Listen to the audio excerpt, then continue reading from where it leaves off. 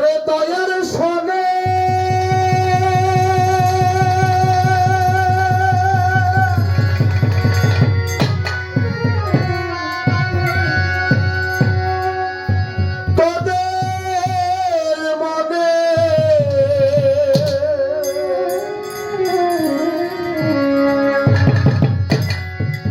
আমি প্রেম ভক্তি দান করেছি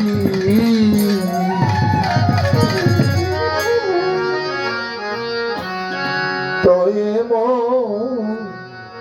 নাম ধরেছি দয়ার সনে তোদের মনে সনে তোদের মনে দয়ার সনে তোদের মনে প্রেম ভক্তি নাম করেছি দয়ে নাম ধরেছি দয়ে নাম ধরেছি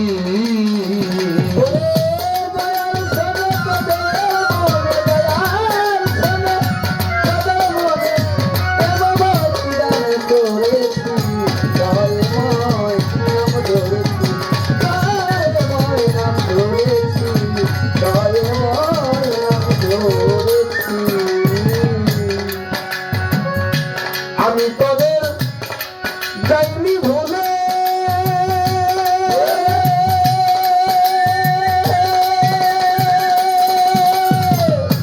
তোরা যাই আমারই কুলে আমি তোদের যাইনি ভুলে তোরা যাই আমারই কুলে আমি খেলবো বলে প্রেম খেলা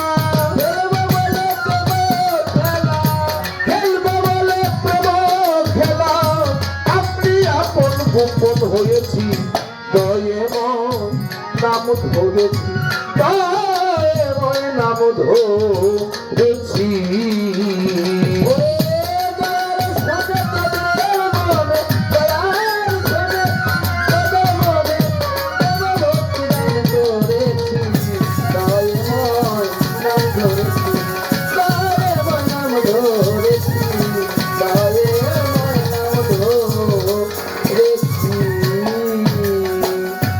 আমি তোদের কান্না শুনে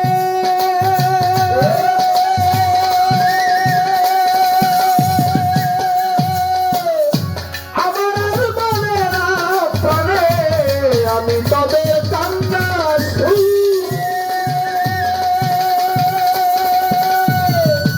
আমার মনে না প্রাণে কাঁদিস না রে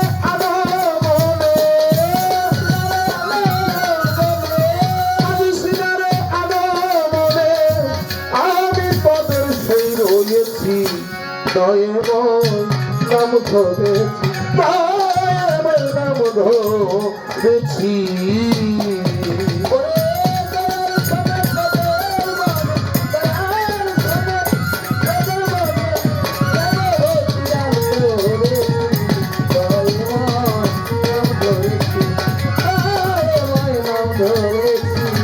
দয়ে নাম ধরেছি আমায় ভুলে নাহি যাবি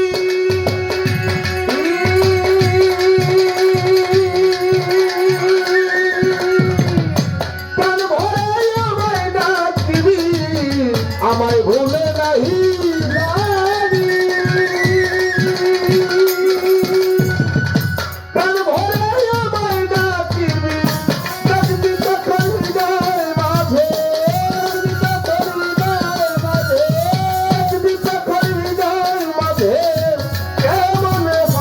হয়েছি দয়ে নাম ধরেছি দয়ে নাম ধরেছি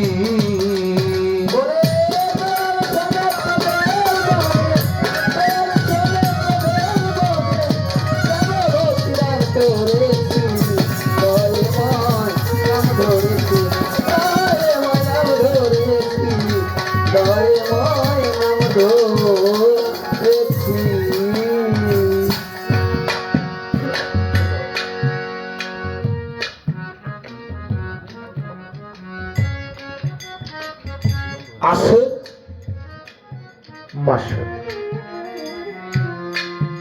এই পৃথিবীতে একজন ব্যক্তির নামের আগে একমাত্র আশেক বলা হয়। পৃথিবীতে একজন ব্যক্তির নামের আগে আশেক বলা হয়, আর কোন ব্যক্তির নামে আশেক বলা হয় না। সে হলো আশেকে রসুল হযরত ওয়াইস আল করনী রাহমাতুল্লাহি আলাইহি। তিনি একমাত্র আশেক নাম টাইটেল পেয়েছেন। কিভাবে? হঠাৎ একদিন ওয়াইস করণীর মাকে বলতেছেন, মা, মাগো, ও মা, নাম শুনে যার এত প্রেম জাগে, চোখে আসে জল, সে হরি কেমন বল।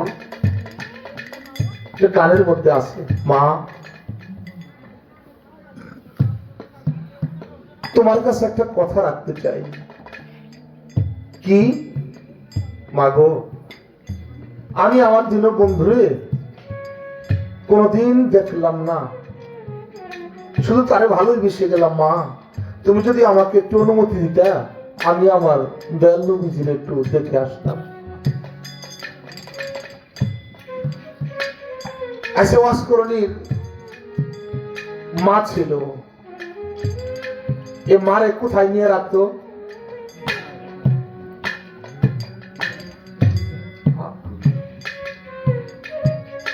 ওয়াজ করণী পাগল তার মাকে একটা পোটলার মধ্যে কইরা কাঁধে ঘাড়ে নিয়ে রাখতো, মাটিতে কখনো নামাইতো না। আমিও তো একটা মায়েরই সন্তান, আর আমার মা বৃদ্ধাশ্রমে রয়েছে।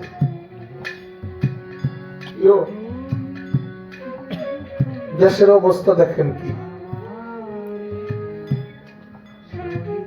আপনারা কেউ কষ্ট নেন না। আমরা এখানে যে আলোচনা গান করলাম, কোন রকম একটা বাজে কথা কইছেন বলছি আমরা? বলি নাই। লাকি জালালি যে কথা যে গান করছে, সাবলীল ভাষায় যে ধারা দিছে, এই ধারায় যে কথা যে গান আসে, তাই আমরা যদি কিছু ফাঁসে কি ওইটা সেটা বলতাম, তাহলে হয়তো লোকজন যাইতো না। মাপ চাই নিছি। এখানে 5-7টা মেয়ে মানুষ, তারা পার্লারে সাইজে গান গাইতে আসলে মনে হয় লোক সব যাইতো না। যাক, আমি সেদিকে বলতে চাই না, মালিক সবার উপরে রহমত বর্ষিত করুক। যে কথাই ছিলাম, ওয়াজ করণী পাগল তার মাকে পোটলার মধ্যে নিয়ে রাখতো, ঘাড়ে মাথায় কাঁধে। আর আমি এমন সন্তান, আমার মায়ের সময় মতো একটা ডাক হতে না, আমি মা কইয়া গান শুনবেন, ওয়াজ শুনবেন, লাভ কি? বড় শিল্পী হবেন, বড় বক্তা হবেন, লাভ কি?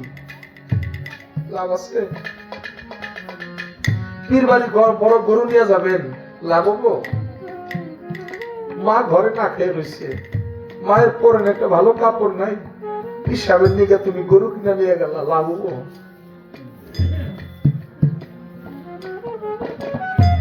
বাবা একটু বসবেন, বসতেন বাবা, বসবেন।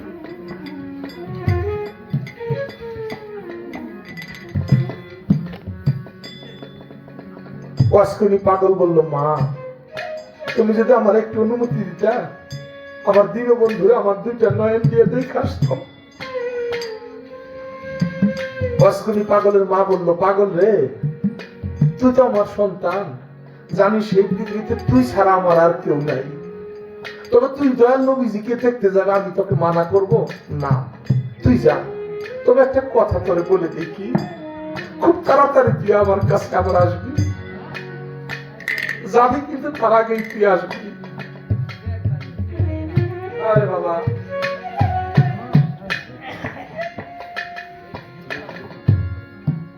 বলছে ঠিক আছে মা, অনুমতি নিয়ে চলে আসছে।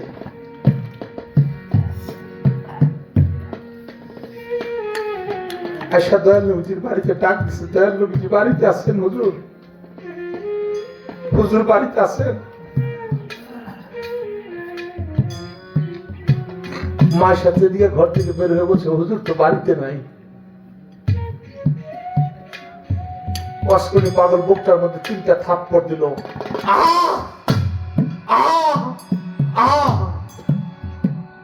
এরকম করে চিৎকার দিয়ে 3টা থাপ্পড় বুকের মধ্যে দিয়া বলছে, আমার বুঝি আর দয়াল নবীজিরে দেখা হইল না কেন? আমার মা কম তাড়াতাড়ি যাইতে বলছে।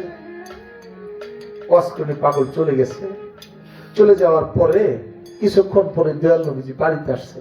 দয়াল নবীজি বাড়িতে আসা এরকম নাক মোবারক টানতেছে আর বলতেছে, ওই তোমরা কি বাড়িতে কেউ কোনো সুগ্রাণ ব্যবহার করছো?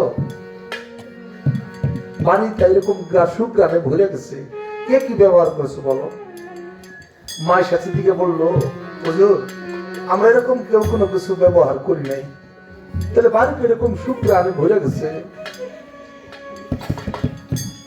মায়ের সাথে দিকে বলছে, হুজুর একটা পাগল আসছিল, আপনার কথা জিজ্ঞাসা করছে। একটা পাগল আসছিল কোথার থেকে জানো? আপনার কথা জিজ্ঞাসা করছে। আপনি তো বাড়িতে নাই। না করার সাথে সাথে পাগল বুকের মধ্যে 3টা থাপ্পড় দিয়ে চলে গেছে। তারপরে থেকে আমরা ওই গ্রামটা পাইতেছি। দয়াল নবীজি বলল, আয়সা গো, তুমি যার কথা বলতেছো যে পাগল আসছিল, আমার আর বুঝতে বাকি নাই। এই আমার ওয়াজ করণী পাগল আসছিল, আমি ওয়াজ করণীর গ্রামটা পাইতেছি। রাতে ঘুমায়। দয়াল নবীজি গভীর রাতে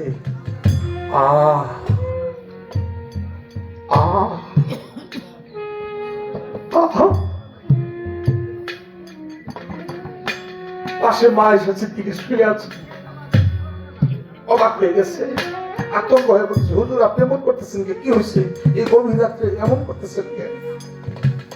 না আমার কিছু হয় না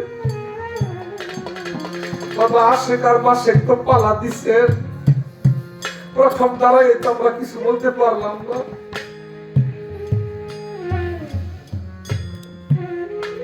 দয়াল নবীজি ঘর থেকে গভীর রাতে বাইর হয়েছে। বের হইয়া বাড়ির পূর্ব পাশে যাইয়া জুব্বা মোবারক বুক থেকে সরাইয়া এরকম করে ধইরা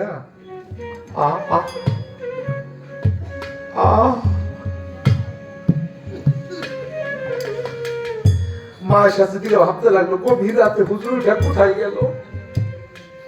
খুঁজতে খুঁজতে যায়, দেখে বাড়ির পূর্ব পাশে বসে গায়ের জামা মোবারকটা খুইলা এরকম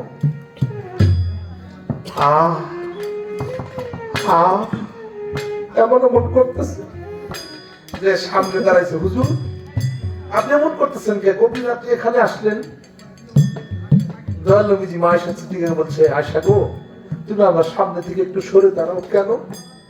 এদিক থেকে একটা বাতাস আমার বুকের মধ্যে লাগতে দাও। ওদের বুঝতে পারলাম না কিসের বাতাস। বলছে, ওদিকে আমার পাগল ওয়াজ কর্মী থাকে, ওয়াজ কর্মীর গায়ে থেকে বাতাসটা এসে আমি নবীর গায়ে লাগলে আমার ভালো লাগে।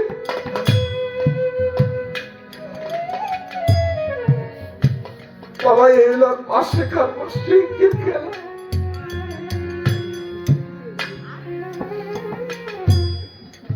দয়াল নবীজি দুনিয়া থেকে চলে যাবেন, পর্দা নিবেন। কিছুদিন আগে সাহাবাদেরকে ডেকে বলল, গো তোমরা শোনো, আমার কাছে তো অনেকে অনেক কিছু গচ্ছিত মাল রাখছে, তাদেরকে নিয়ে যেতে বলো। আর আমি যদি কারো কাছে কোনো কিছু পেয়ে থাকি, আমি তাদেরকে মাফ করে দিলাম, জানিয়ে দাও। বিশ্বজগতের প্রতিপালক আমাকে ডাকছে। আমার মন বলতেছে আমি আর বেশি দিন এই পৃথিবীতে থাকবো না, আমার চলে যেতে হবে। হযরত বেলাল সেদিন দপ বাজিয়ে এই কথাটা, এই সংবাদটা দিয়েছিলেন যে তোমরা যদি নবীর কাছে কেউ কিছু রেখে থাকো, গচ্ছিত মাল নিয়ে আসো। তোমাদের কাছে যদি কিছু পেয়ে থাকে, দয়াল নবীজি মাফ করে দিচ্ছেন। বাজায়া এই কথাটা জানিয়ে দিলেন। নবীজি পর্দা দিলেন। 2.5 দিন মতান্তরে 3 দিন রইল। সে কথায় আমি যাব না। চলে যাবার পূর্বে দয়াল নবীজি ওসিয়ত করে গেলেন, ওগো তোমরা শুনে রাখো, আমি তো চলে যাব। আমি চলে যাবার পরে আমার এই গায়ের জুব্বা মোবারকটা অমুক নামের পাগল দিবা। কারে? ওয়াশ করিনি পাগল রে, গায়ের জামাটা দিয়ে দিও। চলে গেল। 2.5 দিন মতো 3 দিন রইল, দয়াল নবীজি চলে গেল। আবু বকর সিদ্দিক প্রথম খলিফা হইল। আবু বকর বললেন, দয়াল নবীজি ওসিয়ত করে গেছেন, পালন করতে হবে। যাও তাহলে এই গায়ের জুব্বা মোবারকটা ওয়াশ করে পাগলকে দিয়ে আসো। কোথায় পাবে তোমরা? হযরত ওমর আর মাওলানা আলীকে দিয়ে এই গায়ের জামা পাঠাইলো ইয়ামেন শহর, ইয়ামেন দেশে, করুণ শহরে, ইয়ামেন দেশে। খুঁজতেছে, জিজ্ঞাসা করে, কেউ চিনে না এই নামের পাগল। করুণ শহরে আসলো, এসে জিজ্ঞাসা করছে, বলছে আমরা তো এই নামে পাগল চিনি, তবে ওয়াইজা নামের একটা পাগলা এর আমরা চিনি, আপনি একটু সামনের দিকে যান। যে দেখে এই পাগল একটা পুটলা কান্দে নিয়া দাঁড়া রয়েছে। জিজ্ঞাসা করছে, ওই আপনি কে? যখন এই কথাটা বলছে, ওয়াজ করি পাগল কয়, তুমি হযরত ওমর না? ওমরের অন্তরটা কাই পড়ছে, কি কয় এই পাগল আমার নাম জানলো কেমনে? কয় তুমি আলী না? আলীর অন্তরটা কাই পড়ছে। মনে মনে কয় পাগল চিনল কেমনে? এই মনে মনে কথাটাও ওয়াজ করি পাগল বুঝতে পারছে যে ওমর, আমি আজ থেকে তোমার চিনি, আমি তোমাকে রূহের জগৎ থেকে চিনি। তবে তোমরা বলো, তোমরা কি মদিনার থেকে আসছো? আশেক কেমন দেখেন। তোমরা কি মদিনার থেকে আসছো? তোমাদের দুজনের গায়ে আমি মদিনার গন্ধ পাইতেছি। মাসেকও আশিকের গন্ধ পাইছে, আশেকও মাসেকের গন্ধ পাইছে। বলছে, হ্যাঁ তোমরা বলো, যেহেতু মদিনা থেকে আসছো, তাইলে আমার দয়াল নবীজি কেমন আছে বলো, আমার দীনবন্ধু কেমন আছে? হযরত ওমর একটু ছলনা করলো। কি ছলনা? যে এই মুহূর্তে যদি পাগলকে বলি দয়াল নবী দুনিয়ায় নাই, পাগল বুক ফাইটা মারা যাইব। যেভাবে পাগল জিজ্ঞাসা করতেছে, হুজুর কেমন আছে, এই মুহূর্তে যদি ওর কাছে বলি, বুক ফাইটা মারা যাবে। একটু ছলনা করে বললো, পাগল দয়াল নবীজি ভালো আছে, তবে তোর জন্য একটা জিনিস পাঠাইছে। এই কথা শুনে পাগল চোখের জলে বুক ভাইসা যায় আর কয়, ওরে পাগল, ওরে বুকা, আমি কি নবীর কোন জিনিসের পাগল? তোরা বল আমার নবীজি কেমন আছে? আমি তো তার কোন জিনিসের পাগল না।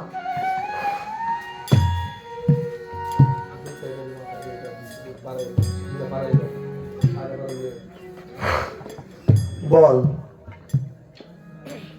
আবারও বলছে, পাগল দয়াল নবীজি তোর জন্য একটা জিনিস পাঠাইছে, বাইর করছে। যখন গায়ের জুব্বা মুবারকটা বের করছে, কাপড়টা দেখা ওয়াজ করি পাগল তাদেরকে একটা ধমক দিছিল, ওরে মিথ্যু, তোরা বড় মিথ্যু, যেটা দয়াল নবীজি তার গায়ের জামাটা পাঠাইছে, আমার মন বলে তাইলে দয়াল নবীজি আর এই দুনিয়ার বুকে নাই। যেহেতু তার গায়ের জুব্বা মুবারক পাঠাইছে, তাইলে আমার দীনবন্ধু আর এই দুনিয়ায় নাই। আমি যাকে দেখার জন্য অপেক্ষা ছিলাম, আমার ভাগ্যে আর দেখা হলো না।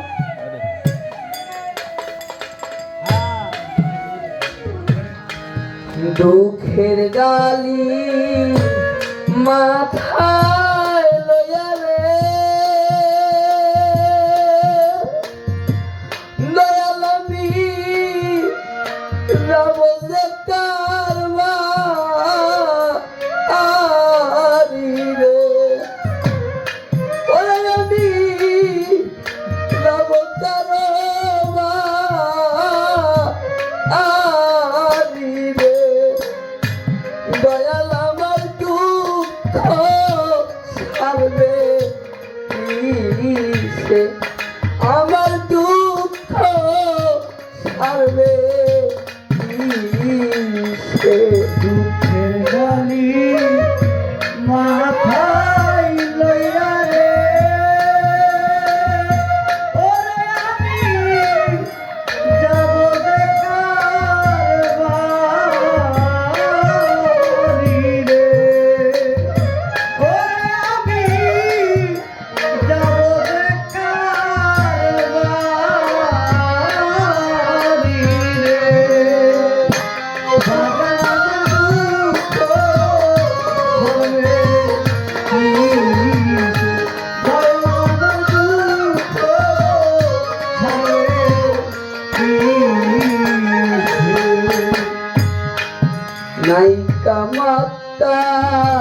নাইকা পিতারে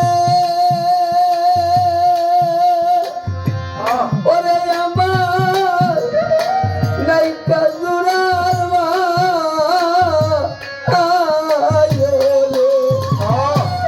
ওরে আমার নাইকা জুড়ার মা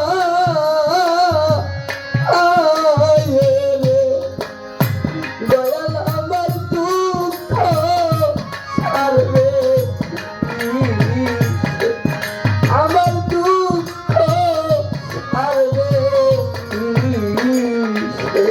দুঃখের ডালি মাথায় লইয়া রে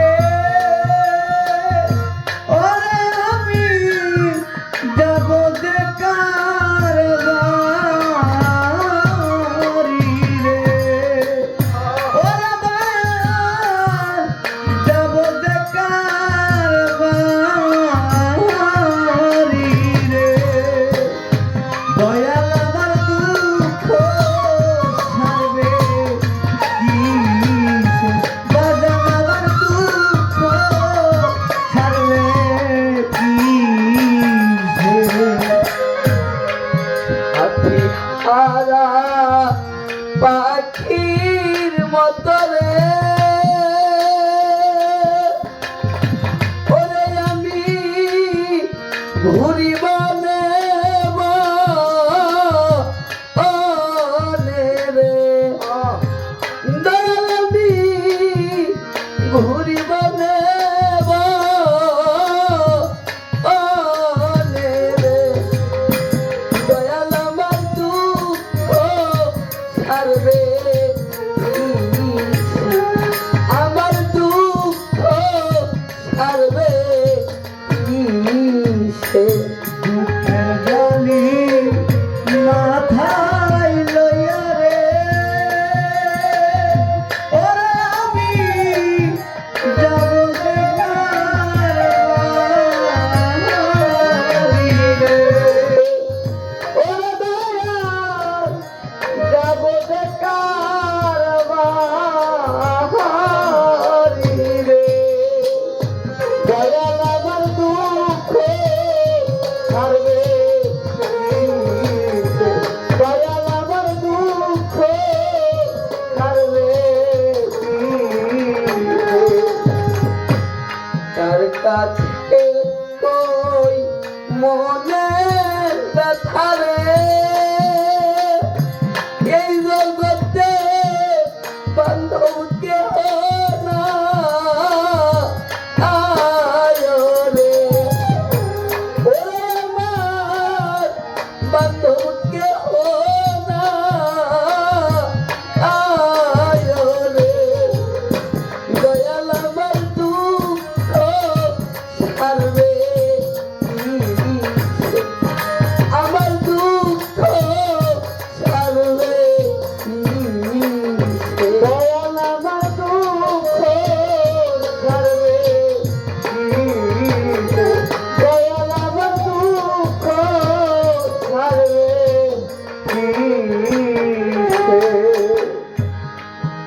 যিনি বাড়ির কর্তাই এর সাত বাজান আছে কো উনি কই এর সাত বাজান আপনি একটু মঞ্চে আসলে একটু খুশি পেতাম আম্মা জান মেহের জান উনি কি মনে করে আপনাদের আমাদেরকে দাওয়াত করছে তা তো জানি না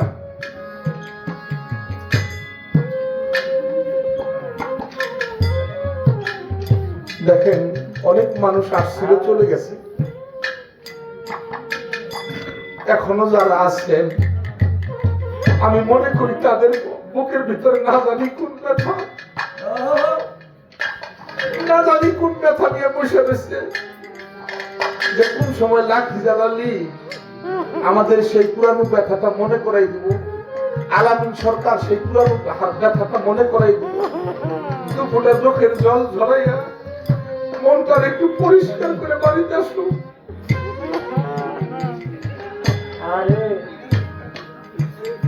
এখানে অনেকেই বাবা হারা, অনেকেই মা হারা, অনেকে আবার জোড়ার ভাই হারা।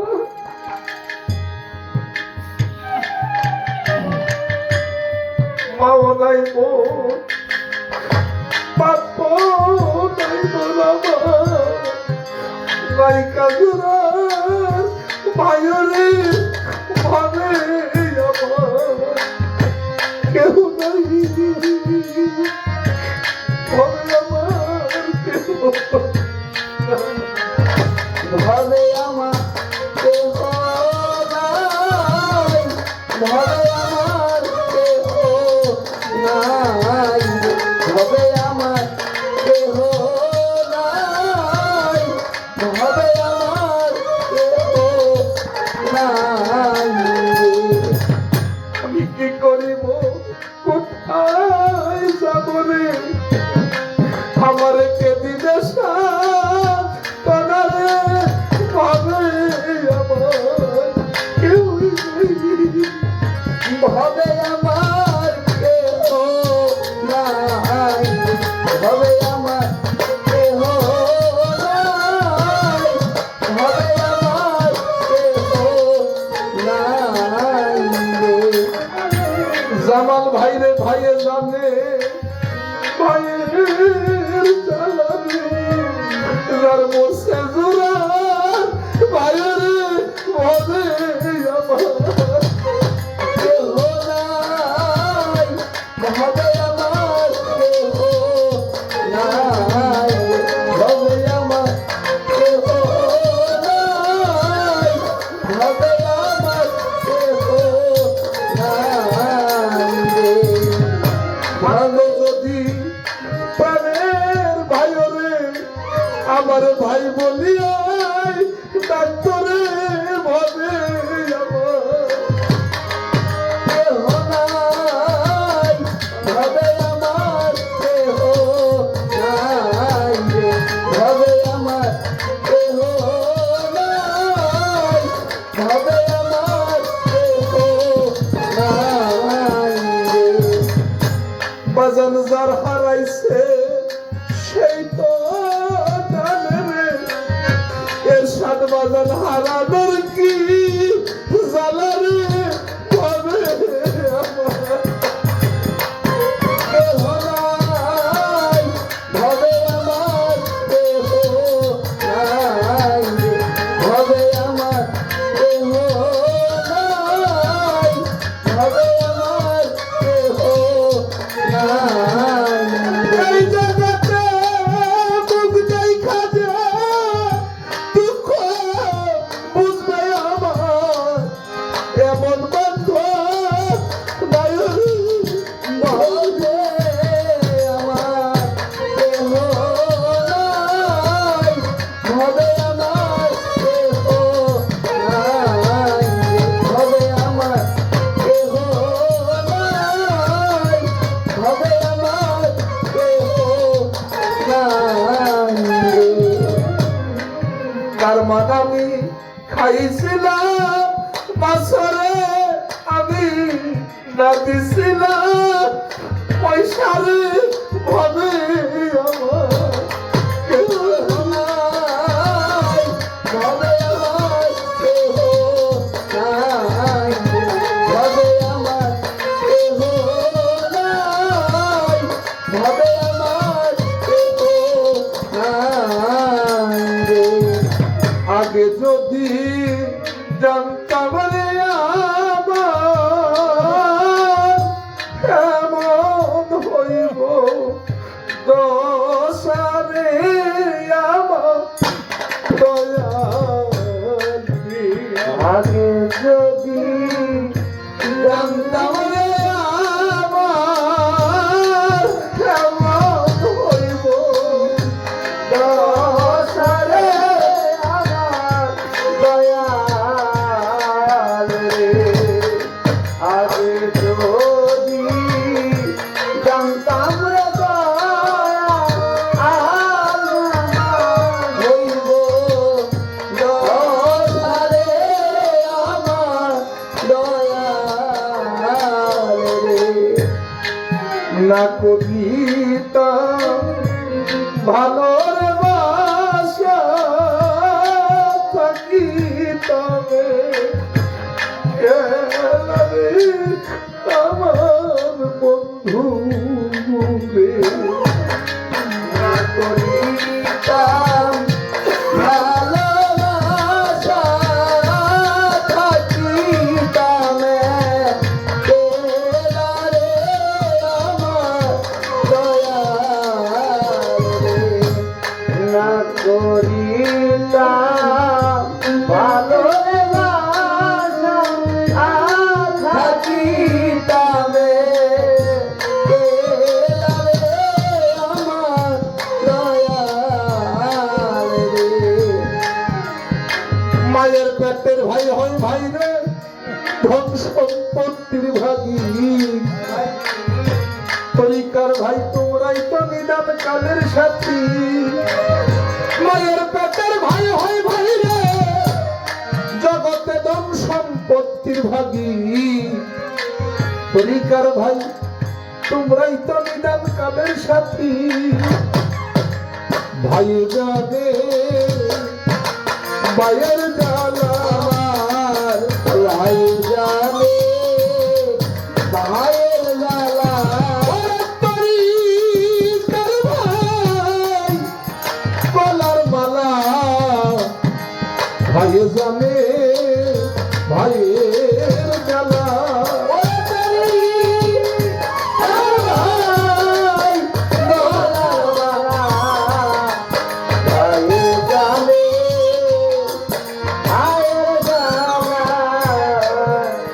বিদেশে বিপাকে যদি কারো সন্তান মারা যায়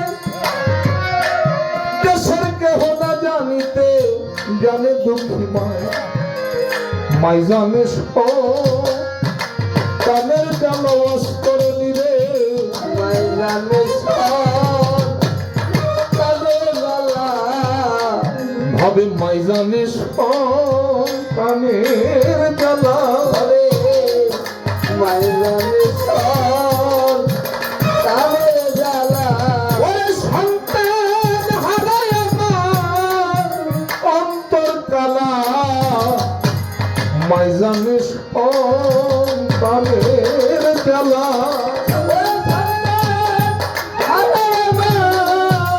অন্তর কালা মাইজানে সন কানের জ্বালা বাবারা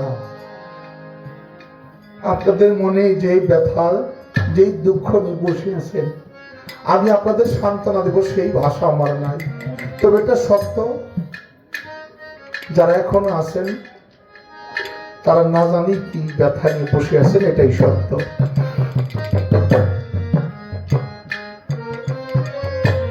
আসছে এরশাদ বাজান আসছে মন্ত্রী কিন্তু আসছে আমরা একটু দেখতাম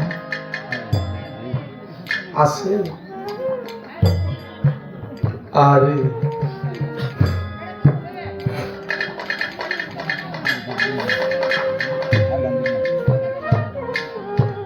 দেখেন বাউলরা কিন্তু যন্ত্র গানিতে করে নিয়ে আসে গান কিন্তু নিয়ে আসতে পারে না গানটা যে দরবারে আসে আশেকান্তের দেখে তাদের মুখের দিকে তাকিয়ে তারপরে মালিকের রহমত হয় গান করে বাবা আপনাদের কান্না আপনাদেরই কানতে হবে আমার কান্নাটা আমারই কানতে হবে আমার কান্নাটা অন্য কেউ কেঁদে দিবে না তাই না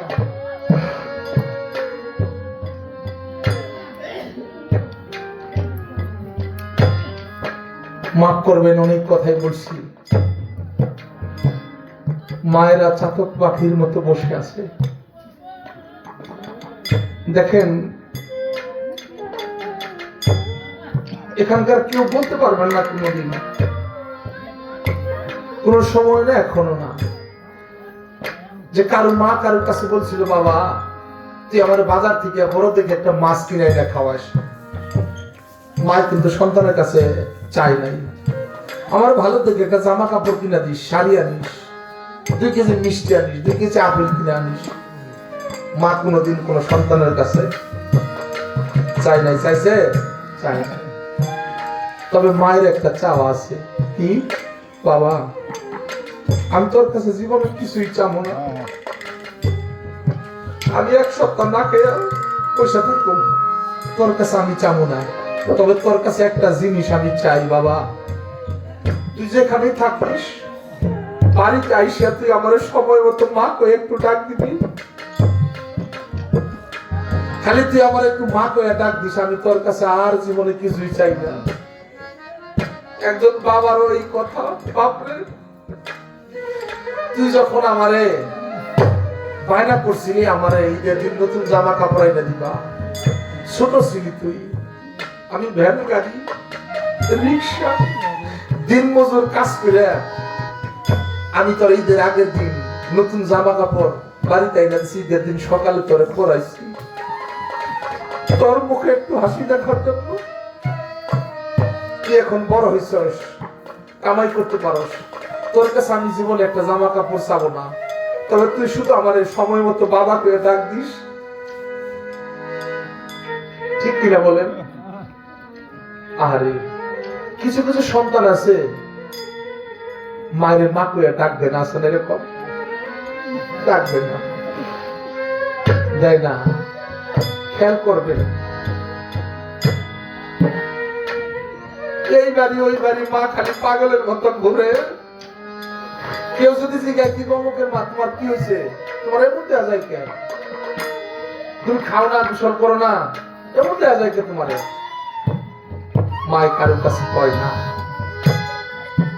খালি আসল দিয়ে চোখের জল পোষে, আর কি আমার কিছুই হয় নাই, আমার কিছুই হয় নাই। সন্তান যে মা করে ডাকবে না এই কথাটা বললে আবার সন্তান যদি কিছু কয়, এটাও মায়ের ভয়। আস্তে আস্তে লক্ষ্য রাখবে আমার কথা সমাজে মিলে কিনা। আস্তে আস্তে ঈদের আগের দিন চলে আসছে, ঠিক ঈদের আগের দিন সন্ধ্যার পর থেকে মা মনে মনে কয়, যাক রাতটা শেষ হলেই সকালেই ঈদের দিন, সারা বছর তো আমার ডাক দেয় নাই, কালকে কি ঈদের দিন আমার ডাকটা দিয়ে থাকতে পারবো, আমার কালকে ডাক দিব, আমার বুকে জড়াই ধরে সব ব্যথা আমি ভুলে যাবো। মা রাত্রে এই কথা ভাবতে ভাবতে মসজিদে আজান করছে। মায়ের একটা ভালো কাপড় নাই, একটা সাবান নাই, একটু চিনি নাই, একটু সেমাই নাই, মায়ের দিকে কোনো চিন্তা নাই। মায়ের চিন্তা হলো সকালে খালি আমার মা করে ডাক দিব। মসজিদে আজান করছে, মা উঠা উজু করে নামাজ পড়ছে, সালাম ফিরে দোয়া করতেছে, মালিক আমার সন্তানকে তুমি ভালো রাখো, খেয়াল করো। এক বছর ধরে আমি যারা ডাকি দেই না, তারপরে সে মালিকের কাছে হাত তুলে দোয়া করে আমার জন্য।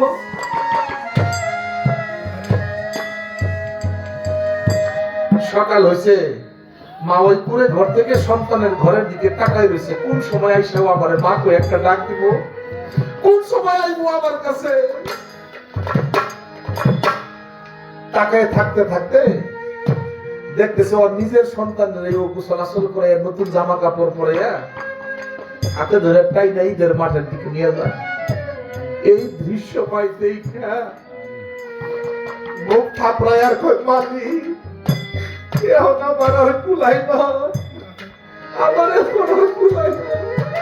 আজকে ঈদের দিন তাও আমার মা করে ডাক দিল না, মালিক এই মুহূর্তে যদি তুমি আমার নিয়ে যাইতে আমি খুশি হইতাম, আমার এখন আর কুলাই না গো। মা গো তোমার কোথায় আমি ভুলতে পারি না, মা গো তোমার কোথায় আমি ভুলতে পারি না, মা গো তোমার কোথায় আমি ভুলতে পারি না। ওরে কত মানুষ আমার সামনে খারাপ গো, কত মানুষ আমার সামনে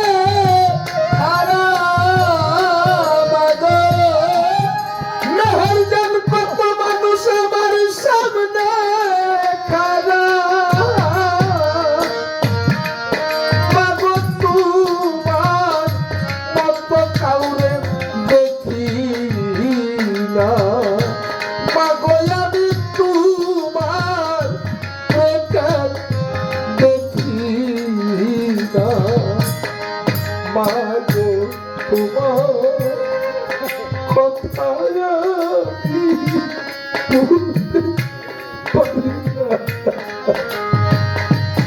মা গো